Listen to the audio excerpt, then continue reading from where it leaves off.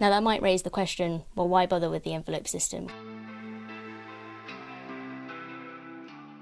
My name's Bear, and unlike the majority of autistic people who struggle with employment and income, I've always found managing money easy, although like many of us, I wasn't taught how to save in school. In this series, I'm sharing the money basics that I relay to friends and family whenever they ask me questions about generating wealth. And just in case you think I'm Rain Man, I actually don't like maths very much. The reason I'm comfortable with personal finance tips has a lot more to do with my beliefs and practical tips that you can apply too. I previously talked about how to declutter your finances with a few different tools and resources that are readily available to us. And today I thought I'd explain a cash budget method that's very popular in the UK and I'm sure in other countries as well. So this is a system that a lot of beginners can use because it's quite easy to get into, and it's a really good one for card lovers as well. I'm actually going to share with you what I wrote in a free guide last year for my email subscribers, because I covered cash versus card budgeting methods in that. And the PDF, it's called Money Makeover for Your Life and Your Side Hustle, but I was talking about all of the principles. First and foremost, how do you handle your personal expenses? And then if you have a side hustle or a second income, can you apply it to that as well? Because I think quite often we add things to our lives and we try to keep them all separate for some reason, but everything is interconnected. Every goal is a financial goal. But I'll just explain first and foremost how a cash envelope stuffing system works, and then I'll cover what the pros and cons are. So if you're a card lover,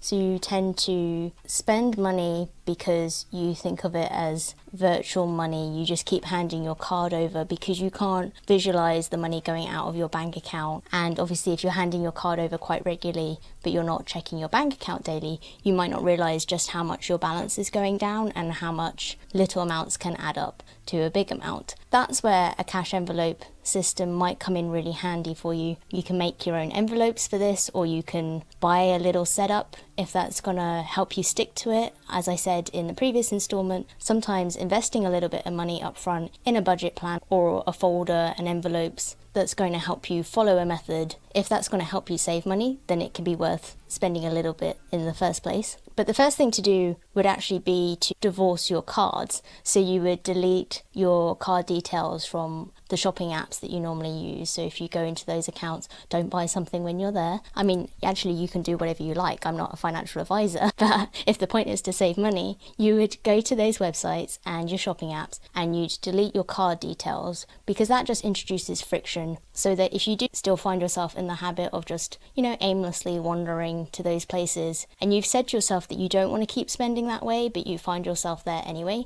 knowing that your card details aren't stored anymore will just prompt you to ask, whether you can really be bothered to put your card in all over again. Next up, you would set up your envelopes. And so you set these up for the different categories in your life that are your spending priorities. And then if something isn't a spending priority, you'll go to your binder, and if there's no envelope there and there's no cash in the envelope, then you're not going to be spending on that thing that you decided up front doesn't really matter to you. So this will kind of force you to think about what are the areas in your life that you're spending on, and whether what you're spending on does marry up to what you decided at the start of the month matters to you. Because if it matters to you, there'll already be an envelope there with a budget inside for that thing. And it doesn't mean that you have to spend everything in there. One of the things I find with a lot of the discounts that are available in shops are things like, so for instance, my local supermarket, I think, gives you money off if you spend £100 or more, but they kind of make it like it's this target that you have to reach. Like everyone should really want to spend that £100 so that you can get £2 off.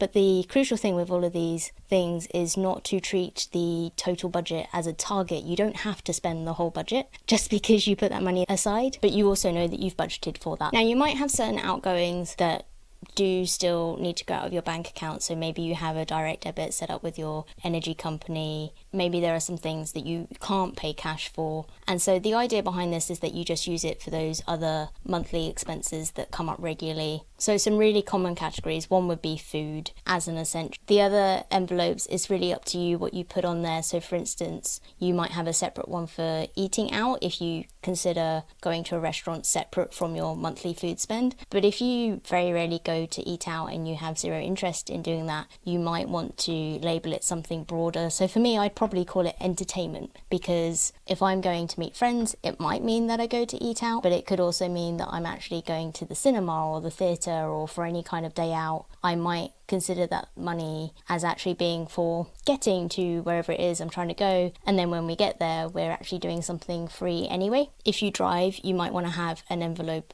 for petrol money. You can have an envelope for family members, some little people or not so little people in the family that you find yourself spending on monthly. Another category might be clothes, if you do find yourself buying clothes every month. Again, maybe it's because you have kids and it's actually that you need to buy a pair of shoes for at least one person in the house on a regular basis. And then the final envelope, you can just put miscellaneous, and so that might be for things that come up but that you don't necessarily need to buy every month. Maybe something personal care. If you're not including that in your grocery, it might be buying something so that you could do some DIY and fix something around the house. You probably with that should decide in advance what miscellaneous covers, because otherwise the miscellaneous envelope could apply to almost anything. But again, you're deciding up front how much cash you're going to put in each of these envelopes. So the idea is that once the cash in the envelope runs out, it runs out. That's the end of your budget for that category, and you need to get creative rather than just putting more cash in there if the envelope is empty. So what are the downsides of this system? I think it really depends on how big your monthly expenses are and how much cash you're putting aside. So personally, I don't know if there'd be a security issue. I guess it depends on who knows that you're using this system. I don't like keeping cash at home generally, even if it is my home and it's secure.